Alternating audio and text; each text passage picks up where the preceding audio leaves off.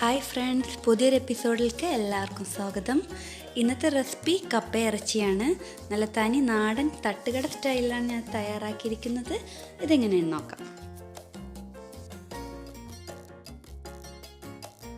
ഇവിടെ ഞാൻ 1/2 കിലോ കപ്പ നന്നായിട്ട് കഴുകി ചെറുതാക്കി കട്ട് ചെയ്ത് വെച്ചിട്ടുണ്ട്. അതിലേക്ക് ഒരു 1/4 ടീസ്പൂൺ മഞ്ഞൾപ്പൊടിയും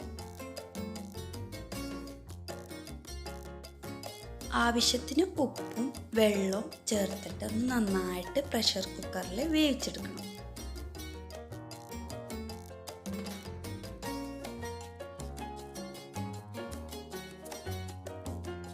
ഇപ്പോൾ ഇവിടെ കപ്പ നന്നായിട്ട് വെന്ത് വന്നിട്ടുണ്ട്. നമുക്കിതിൻ്റെ ഒരു സൈഡിൽ വെക്കാം. ഇനി ബീഫ് കറി എങ്ങനെയാണ് തയ്യാറാക്കുന്നത് നോക്കാം.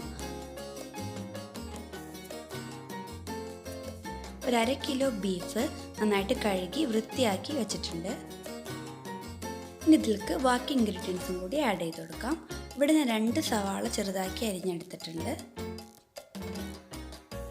2 പച്ചമുളകും ഒരു വലിയ കഷ്ണം ഇഞ്ചി ചെറുതാക്കി അരിഞ്ഞതും, പിന്നെ അതേപോലെ വെളുത്തുള്ളി അത് കുറച്ച് കൂടുതൽ എടുത്തിട്ടുണ്ട്,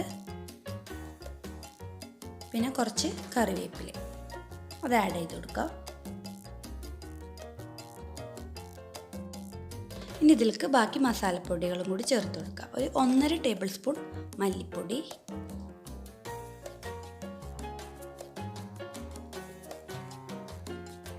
1 ടേബിൾ സ്പൂൺ മുളക് പൊടി,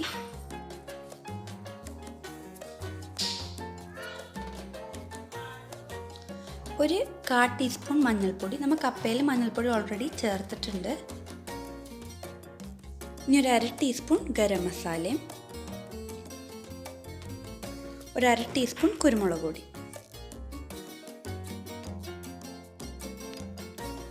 ഇനി ഇതിലേക്ക് ആവശ്യത്തിന് ഉപ്പും ഒരു 1/2 കപ്പ് വെള്ളവും ചേർത്തിട്ട് നന്നായിട്ട് കൈ വെച്ച് മിക്സ് ചെയ്തെടുക്കണം.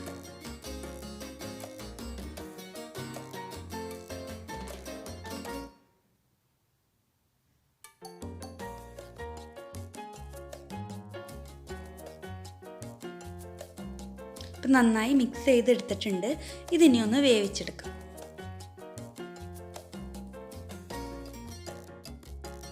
ഇനി നമ്മൾ നേരത്തെ വേവിച്ച് വെച്ച കപ്പയാണിത്. ഇത് നന്നായിട്ട് ഉടച്ചെടുക്കണം. കയ്യിൽ വെച്ചിട്ട് നന്നായിട്ട് ചെറിയ ചൂടോടെ തന്നെ ഉടക്കുകയാണെങ്കിൽ പെട്ടെന്ന് ഉടഞ്ഞു കിട്ടും. ഇതിപ്പോൾ നന്നായിട്ട് ഉടഞ്ഞു വന്നിട്ടുണ്ട്.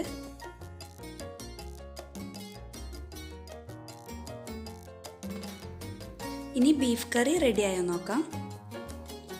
ബീഫ് കറി നന്നായിട്ട് റെഡിയായി വന്നിട്ടുണ്ട്. ഇനി ഉപ്പ് എരിവൊക്കെ കുറവുണ്ടെങ്കിൽ കുരുമുളക് പൊടി ഉപ്പൊക്കെ വേണമെങ്കിൽ ഇപ്പം ചേർത്ത് കൊടുക്കുക. ഇനി ഈ ബീഫിലേക്ക് ഉടച്ചു വെച്ചിരിക്കുന്ന കപ്പ ആഡ് ചെയ്ത് കൊടുക്കുക.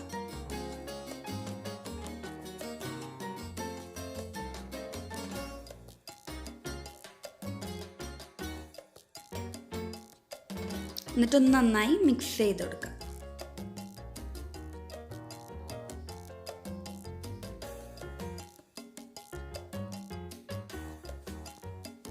ഇപ്പം നമ്മുടെ അടിപൊളി കപ്പ ഇറച്ചി റെഡി ആയിട്ടുണ്ട്. ഇനി ഇതൊരു സെർവിങ് ഡിഷിലേക്ക് മാറ്റാം.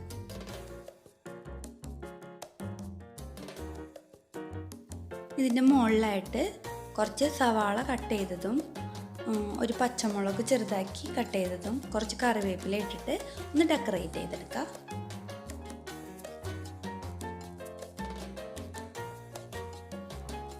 ഇനി കുറച്ച് ലെമൺ ജ്യൂസും കുറച്ച് പെപ്പറും കൂടി ഇട്ടിട്ടുണ്ടെങ്കിൽ അടിപൊളി ടേസ്റ്റ് ആയിരിക്കും.